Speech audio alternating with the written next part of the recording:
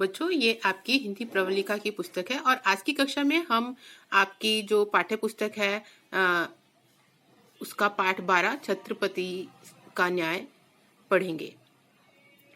छत्रपति यानी छत्रपति शिवाजी को कहा जाता है। ये कहानी जो है वो शिवाजी से संबंधित है। तो आपने अपनी बुक को ओपन करना है। ये पेज नंबर 74 पर है और आपने ओपन कर लिया होगा और हम पढ़ना शुरू करते हैं और आपने भी मेरे साथ उच्चारण करना है, ठीक है। छत्रपति शिवाजी बहुत ही न्यायप्रिय शासक थे।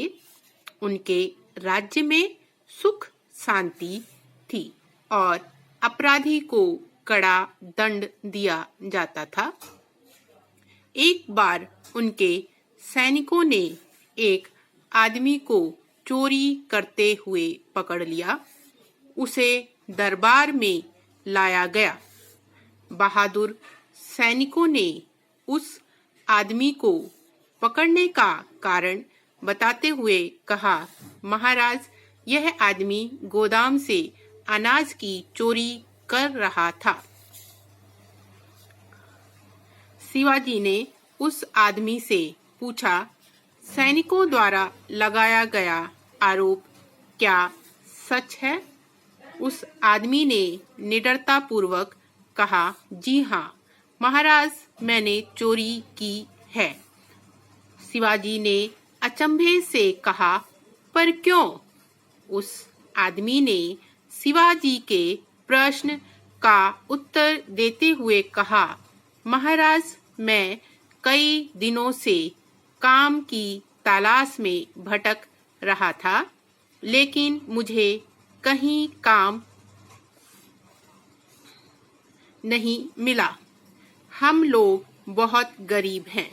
तो बच्चों, ये छत्रपति शिवाजी की कहानी है और वो बहुत ही न्यायप्रिय शासक थे। उनका बहुत ही नाम है इतिहास में और उनके राज्य में सुख शांति था। अपराध का जो अपराध करता था उसको कड़ा दंड दिया जाता था। एक बार सैनिकों ने एक आदमी को चोरी करते हुए पकड़ लिया और दरबार में उसको उपस्थित किया गया। तो जब दरबार पूछा गया तो उसने कहा, जी हाँ, मैंने की है। और शिवाजी ने पूछा कि अरे क्यों, तुमने चोरी क्यों की है?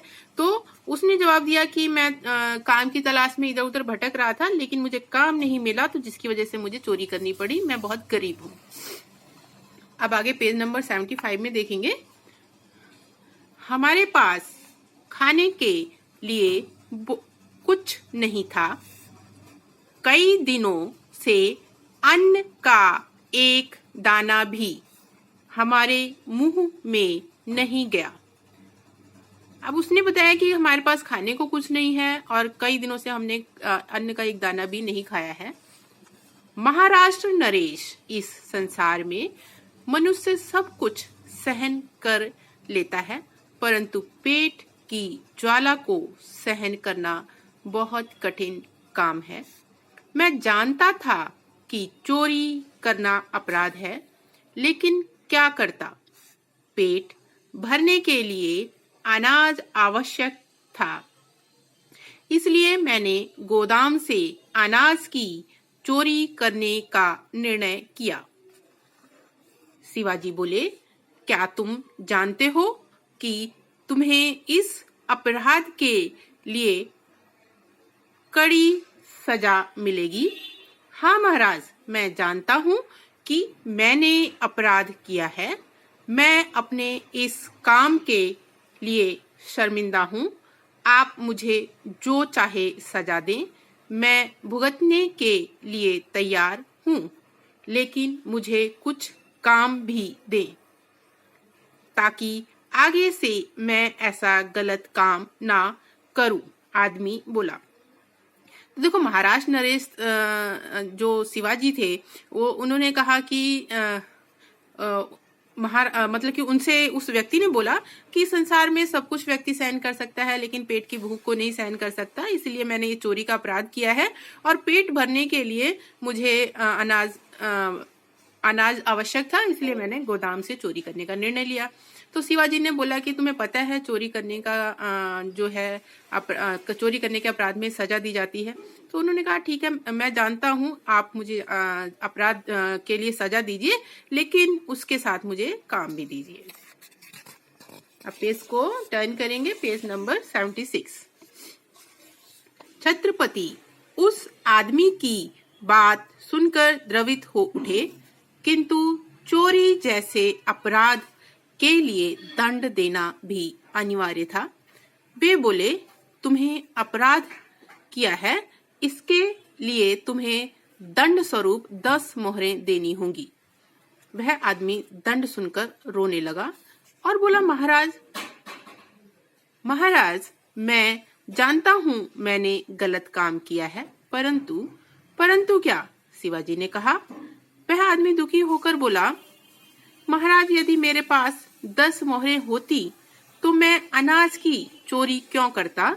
मैं इतना भारी दंड कैसे चुकाऊंगा? परंतु छत्रपति शिवाजी पर उसकी प्रार्थना का कोई प्रभाव नहीं पड़ा। उन्होंने अपने दरबारियों से कहा, अब मैं आप सभी पर और स्वयं पर भी 10-10 मोहरों का जुर्माना लगाता हूँ, क्योंकि हम सब ने इसे काम न देकर चोरी जैसे काम की ओर जाने पर विवश किया है। देखो बच्चों, छत्रपति शिवाजी उस आदमी की जो बात सुन करके उनको दुख हुआ, उनके मन में उसके लिए एक भाव आया कि क्या कहते हैं, उसकी हेल्प करनी, मदद करनी चाहिए, लेकिन वो मदद नहीं कर सकते थे क्योंकि आज उसने चोरी की थी, तो वो एक अपराध था, दंड देना भी अनिवार्य था।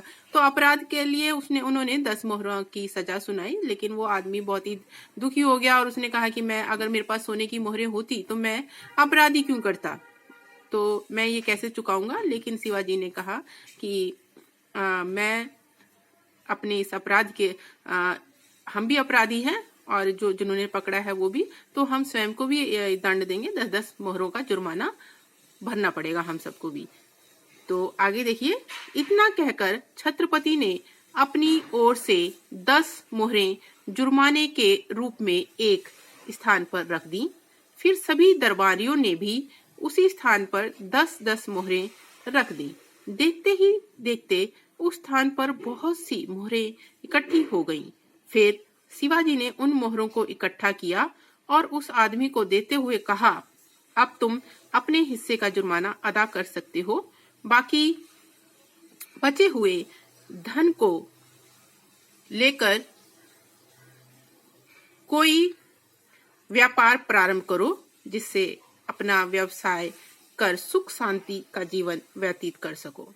तो ये जो दंड स्वरूप उन्होंने जुर्माना लगाया था शिवाजी ने सबके लिए, तो सबने अपना अपना जुर्माना दिया और उस जुर्माने को उस व्यक्ति को दिया और उन्होंने कहा कि अब तुम दंड ये भर सकते हो और बाकी बचे हुए धन से अपना कोई भी व्यवसाय शुरू कर सकते हो। छत्रपति शिवाजी का न्याय देखकर सभी दरबारी उनकी जय जयकार करने लगे। शिवाजी की बात सुनकर वह आदमी बोला, आप धन्य हैं महाराज, मैं प्रतिज्ञा करता हूँ कि अब कभी भी चोरी नहीं करूंगा। तो वो शिवाजी के न्याय को सुनकर के सारे दरबार में जितने उपस्थित व्यक्ति थे उन्होंने उनकी जय जयकार की। साथ में ये जो व्यक्ति था वो भी भाव विभोर हो गया और उसने कहा कि मैं धन्य हुआ और मैं प्रतिज्ञा करता हूँ कि आज के बाद मैं कभी भी चोरी नहीं करूंगा। आगे आता है आपका शब्दार्थ का कार्य। शब्दार्थ जब करेंगे तो ऊपर पाठ लिखेंगे, पाठ के नीचे एक ये जो डार्क कलर में है इस यहाँ पे शब्द के नीचे आएंगे ये शब्द और यहाँ पर ये अर्थ है तो ये अर्थ के नीचे आएगा, ठीक है। न्याय प्रिय, जिसे न्याय पसंद हो। न्याय प्रिय यानी न्याय पसंद हो, न्याय प्रिय उसे ही कहा जाता है। आरोप, इल्जाम, दोष लगाना। अचंभा, हैरानी। तलाश, खोज। ज्वाला, आग। अपराध, कसूर। निर्णय, फैसला। द्रवित, पिघल जाना। अनिवार्य, जरूरी। विवश, मजबूर। व्यवसाय, काम, धंधा, व्यापार। व्यतीत, बिताना। तो बच्चों इस पाठ को आप अच्छे से पढ़ेंगे और इसका शब्दार्थ कॉपी में करेंगे और इस पाठ को अच्छे से पढ़ेंगे और कठिन शब्दों का लिख करके अभ्यास करेंगे। धन्यवाद।